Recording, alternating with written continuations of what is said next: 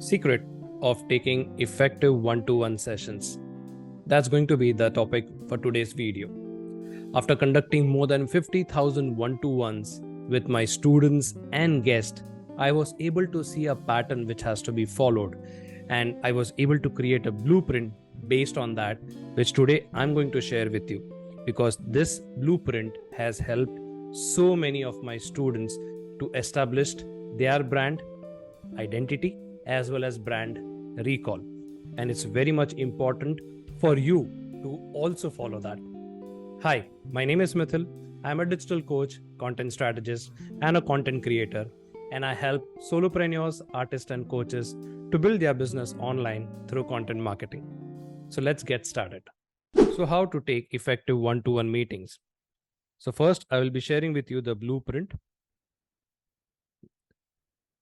So when it comes to the blueprint, you need to first understand the structure. Now in the structure, the very first thing is the idle time of one-to-one. So the idle time has to be 40 minutes to 60 minutes to build enough rapport as well as to convey your brand message, your USPs and everything else. How you're supposed to do it? First and foremost, give 20 minutes for each participant to talk. In this way, each of them convey their brand details as well as the brand message and the rest of the things. The next 20 minutes is to agree upon the actions about how you are going to support each other's business. And third, you need to be transparent and specific about your desired meeting outcomes, because it's crucial that this meeting or I will say one-to-one will primarily be fruitful to each of them. Let me give you a pro tip on that. Think of a slap in the face. This is nothing but brand recall. So what daily situations would you see someone see, hear, touch, or feel that will actually trigger them to think about you and your business? So in this entire idle time of one-to-one, if you are able to establish that, I think it's done deal, because this is the foundation of what we call the word of mouth business. So if you follow this structure and if you create a proper, if you establish a small real estate in the mind of the opposite person, it's a done deal. Second thing is preparation. You need to prepare before you take any kind of one-to-ones. Why? Because if you follow a right structure and if you are well prepared, it creates a better impression in the minds of the people. So prepare a script where you will convey the key information about you and what your business do that you need to share with them. Second, you need to also convey to them that who are your best customers and where did they come from. In this way, you are conveying to the opposite person whether that person gives you business or not, but it at least conveys the message that you work with this kind of people and this is the kind of category from where they come from, so that it becomes, I would say, the fourth point, which is referral worthy. And third thing that you need to do is, why do people buy from you? So you need to very clearly establish your USP to them. In this way, they will remember that. And yes, they will refer you to the right people. So you need to prepare all these things beforehand. And I will ideally suggest that you can tweak in based on the different one-to-ones, but the standard foundation or the format remains the same.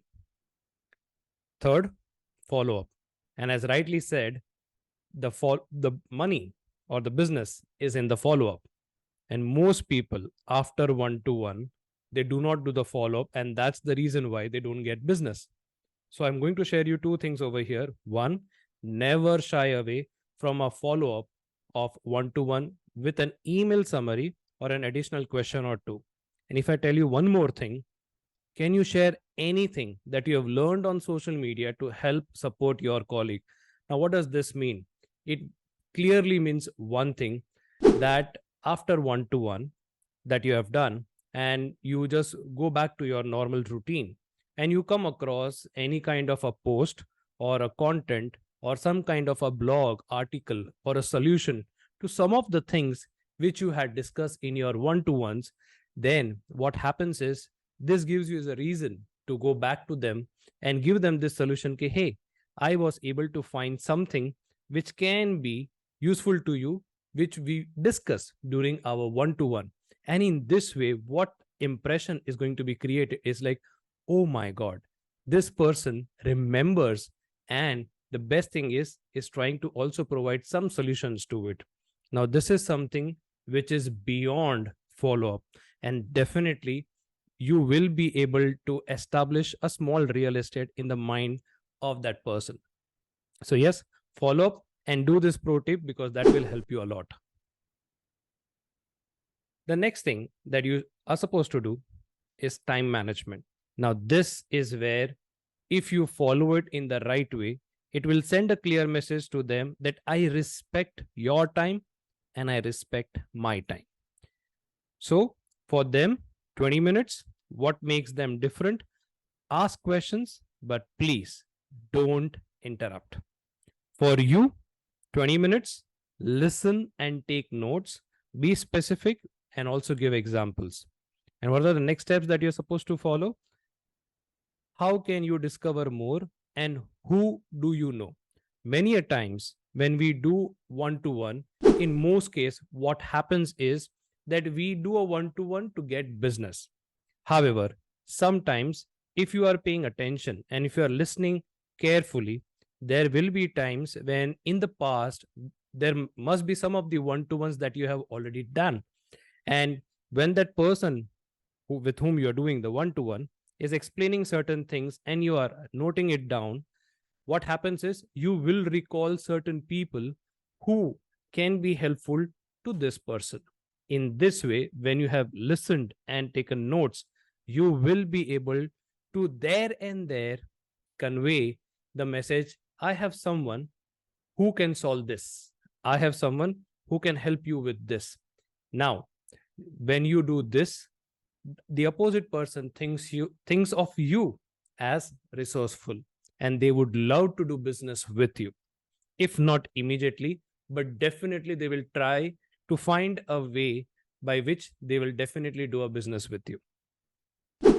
So you need to manage your time management. So this was the 4 things which covers in the blueprint. But yes, I have certain tips for you too. So here are the 10 tips that you should follow while doing an effective one-to-one meeting. Or I would say, following these 10 tips will make your one-to-ones more effective. First and foremost, to understand who you should have one-to-ones with. Like, this is a common question that I get from all of my students. Sir, should we supposed to do one-to-ones with everyone? Who knows? Maybe this person can give me business. Who knows? Even that person can give me business.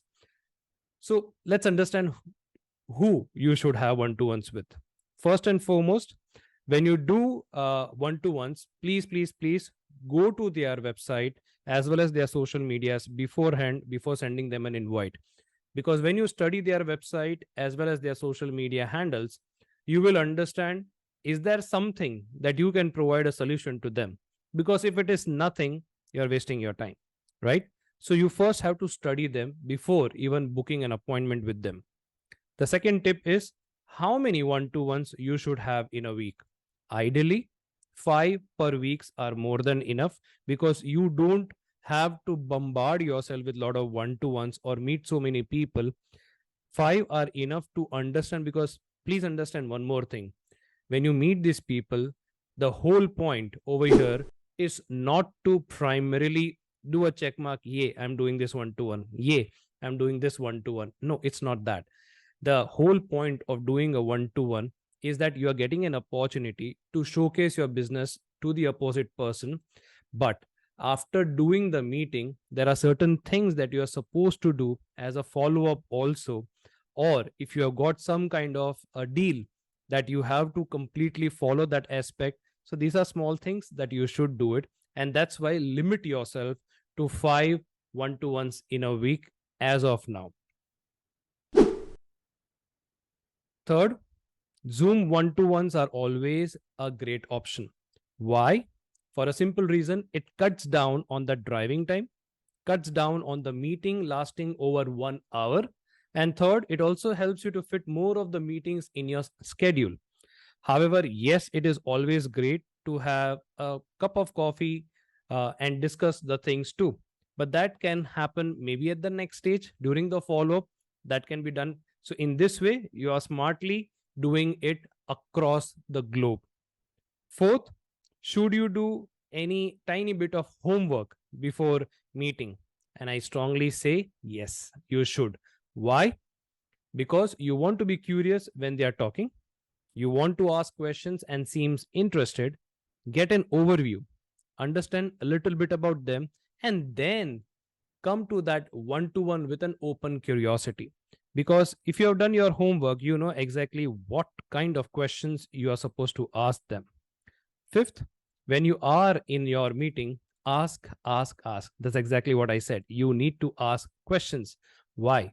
Because you need to understand the whole point is for you to know a lot about each other so that you're going to ask things too.